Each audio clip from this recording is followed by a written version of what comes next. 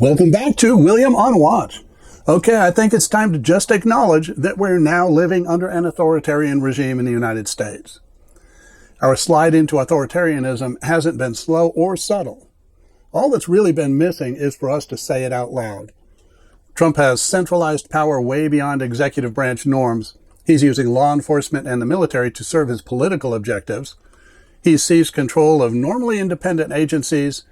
He attacks, discredits, and litigates against the free press and the judiciary. And he leverages his position as president to enrich himself and his family. Trump redefines legal constraints by claiming bogus emergency and unitary executive powers, and his administration is effectively operating a protection racket. No one trait defines an authoritarian, but collectively, they certainly do. Basically, if it waddles like an authoritarian and quacks like an authoritarian, it's an authoritarian. The mainstream media is largely under Trump's control because it values profits way above ideology. So Trump controls by threatening profitability.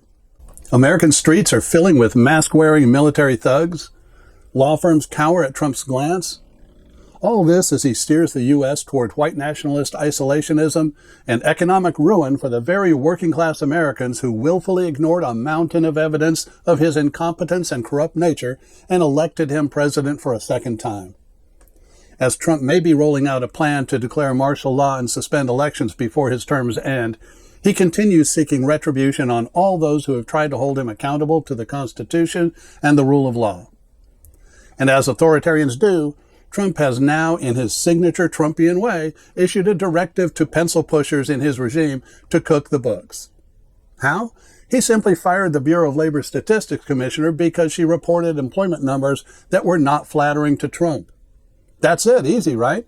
Everyone is now on notice that officials who dare to report unflattering data will lose their jobs. The new commissioner, a political appointee from the Project 2025 Heritage Foundation, E.J. Antoni, who has no qualifications to lead the BLS other than being a Trump sycophant recommended by Steve Bannon. But that, of course, is more than sufficient. Antoni recently proposed that the BLS suspend its monthly jobs reports and instead rely on quarterly data. The problem with that approach is that while all data is in hindsight, quarterly reports are so far in the rearview mirror as to inadequately serve the needs of decision makers such as the Federal Reserve.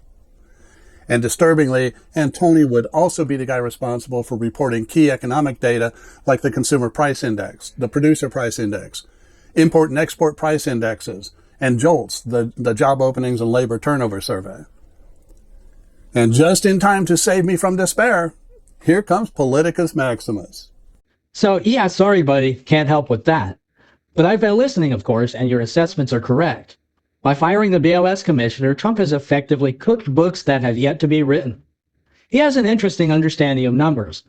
They don't represent some knowable condition at a particular point in time.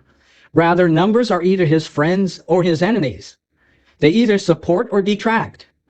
Of course, as with all else, numbers that don't reflect well on him are bad numbers. Fake numbers. Democrat numbers. Didn't win enough votes? It's a rigged election. Bad poll numbers on Fox News? Trump says fire the pollsters. Of course he'll cook the books. That's just how he rolls. Thanks, Max. And before we continue, if you're receiving value from this content, please hit like and subscribe to the channel before the episode ends. Subscribing is free. And please send a link to this episode to friends and family. So, to your point, Max, only 18 months ago, in early 2024, the Trump Organization was found guilty of committing persistent and repeated fraud by a civil court in New York for falsifying data. Heck of a reunion. Face-to-face with his former boss, Michael Cohen showed just why he's considered a star witness for the New York Attorney General.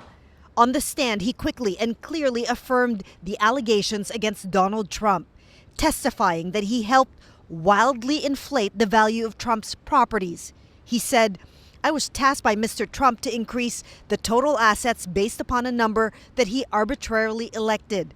Cohen said he would reverse engineer the financial statements to, quote, "achieve the number that Mr. Trump asked us."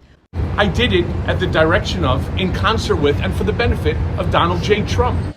In his decision, Judge Engoron wrote as follows, quote, The frauds found here leap off the page and shock the conscience. About Trump's own testimony, the judge said, quote, overall, Donald Trump rarely responded to the questions asked, and he frequently interjected long, irrelevant speeches on issues far beyond the scope of the trial. His refusal to answer the questions directly, or in some cases at all, severely compromised his credibility. He went on to say that the Trump org's fact and expert witnesses simply denied reality, and defendants failed to accept responsibility or to impose internal controls to prevent future recurrences. Adding the defendants, quote, complete lack of contrition and remorse borders on pathological. Now, you know that aligns perfectly with Trump's policy of admitting to nothing. The organization is still under the scrutiny of a court-appointed minder to keep the firm from committing more fraud. So yes, as Max observed, that is just how he rolls. William, let me give you a quick history lesson. Argentina edition. Back in the 2000s, their government didn't like what the official numbers were saying about inflation, so they did what authoritarians do. They took over the stats agency, shoved out the professionals, and hired political hacks to publish fake numbers. Problem is, investors, unions, and foreign governments aren't stupid. They stopped trusting the official stats, turned to private data, and jacked up interest rates to cover the "we think you're lying" risk. The IMF even censured Argentina, basically putting them in the global penalty box for falsifying data. End result? Capital fled Argentina, borrowing costs skyrocketed, and the economy tanked. And once you burn your credibility, it can take years to win it back. So if Trump thinks massaging BLS numbers will make America great again, he is once again delusional. That's right, because there are private entities who are also producing U.S. data, such as ADP payroll reports and ISM manufacturing and services data. And because of Trump's impetuous firing of the BLS commissioner, those numbers will now be under close scrutiny for indications of federal data manipulation, which Trump will have trouble blaming on Biden, though he will try. It's time for all who believe that our constitutional republic is worth saving to take action. It truly is in serious jeopardy. If you live in a red district, let your representative know that you're unhappy with the direction of this country under Donald Trump, and that they need to grow up and stand up to Trump if they expect to have a shot at re-election, because you plan to actively oppose them otherwise.